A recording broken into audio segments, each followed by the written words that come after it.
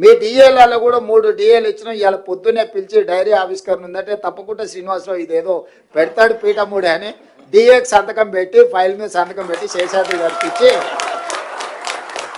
కనీసం పోతే ఏదన్నా సంతోషకరమైన వార్త ఒక్కటనే చెప్పాలి కదా నేను వాళ్ళకు అని పొద్దున్నే సిఎస్ గారిని సీఎం పేషీలు ఉండే అధికారులను పిలిచి మాట్లాడి మీ డిఏకు సంతకం పెట్టి వచ్చిన.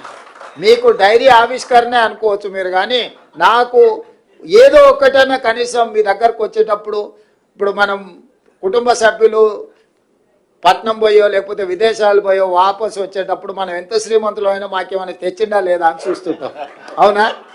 మీరు కూడా ఎప్పుడైనా క్యాంప్ పని మీద పోతే మీ పిల్లలు ఇంట్లో ఉంటే, మీ పిల్లలు చిన్నోళ్ళు ఉన్నా లేకపోతే మీ మనవరాళ్ళు చిన్నోళ్ళు ఉంటే వాళ్ళకి ఏమైనా ఉండని మీరు చివరికి చాక్లెట్ అన్నది తెచ్చిండ్రా లేదా అని వాళ్ళు చూస్తారు, అవునా?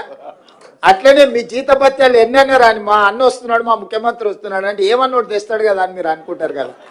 అందుకే మీ డిఏకి ఇప్పుడే సంతకం పెట్టి ఇక్కడికి వచ్చిన మీ ఆరోగ్య భద్రతకు సంబంధించి కూడా పూర్తి స్థాయిలో చర్చ చేస్తున్నాం. మీ ప్రమాద బీమా ప్రతి ప్రభుత్వ ఉద్యోగికి 1,02,00,000 రూపాయలు అంటే దాదాపు 1 కోటి రూపాయలు మీకు ప్రమాద బీమా కవర్ చేయడానికి ఈరోజు ఆల్రెడీ సింగరేణి ఏ కార్మికుడికి అనుకోని ప్రమాదం జరగొద్దు అనేదే నా ఆకాంక్ష.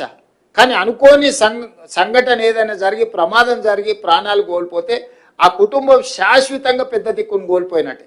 అందుకే సింగరేణిలో 1 కోటి రూపాయలు ఎవరు చనిపోయినా 1 కోటి రూపాయలు ఇచ్చే స్కీమ్ తీసుకొచ్చిన. ఈరోజు ప్రభుత్వానికి పనిచేసే ప్రతి ఉద్యోగికి 1 కోటి రూపాయలు ప్రమాద బీమా వచ్చే విధంగా మా ఆర్థిక మంత్రి గారు చెప్పిన తొందరలోనే అధికారికంగా మీకు ఆ వార్త కూడా నేను అందించడం జరుగుద్ది. అదేవిధంగా చాలా ఇష్యూస్ మీరు నా దృష్టికి తీసుకొచ్చిండ్రు, నిరంతరం మీతో చర్చలు చేస్తూనే ఉన్నాం. గతంలో నెలకు 200 కూడా ఇచ్చేది కాదు, 100-150 ఇస్తే కూడా చాలా ఎక్కువ ఉండే మీ బెనిఫిట్స్. వాటిని మీతో చర్చలు చేసి అటు అటు అన్నిటిని తగ్గించుకుంటా దాన్ని పొదుపు సంఘం సభ్యుడిలాగా మారి మీకు దాదాపుగా 750 కోట్లు 700-800 మన కొంత ఎక్కువ కూడా ఇచ్చినాం. ఏ మాత్రం నాకు వెసులుబాటు దొరికినా మీ రిటైర్మెంట్ బెనిఫిట్స్ మీ హక్కు, ఇది ఎవరి దయాదాక్షిణ్యం కాదు, నాకు తెలుసు. మీ బెనిఫిట్స్ అనేటివి మీరు కష్టపడి జమ చేసుకున్నాయి, ప్రభుత్వం మీద విశ్వాసం నమ్మకం ఉండి మీరు జమ చేసుకున్నాయి. కాపలాదారుగా ఉండాల్సిన వాడు అవి లేవు అని అనడం సమంజసం కాదు. కాకపోతే నాకు 11-12 వేలు పేరుకపోవడం, ఇప్పుడు ఎవ్రీ మంత్ మీ రిటైర్మెంట్ బెనిఫిట్స్ దాదాపుగా 600-700 కోట్లు 1000 కోట్ల రూపాయలు ప్రతి నెల మీరు రిటైర్మెంట్ ఏజ్ పెంచడం వల్ల 58 నుంచి 61 పెంచడం వల్ల ఈరోజు ప్రతి నెల దాదాపుగా నాకు తెలిసి 1000 మంది రిటైర్ అవుతున్నారు, చిన్నోళ్ళు కానీ పెద్దోళ్ళు కానీ.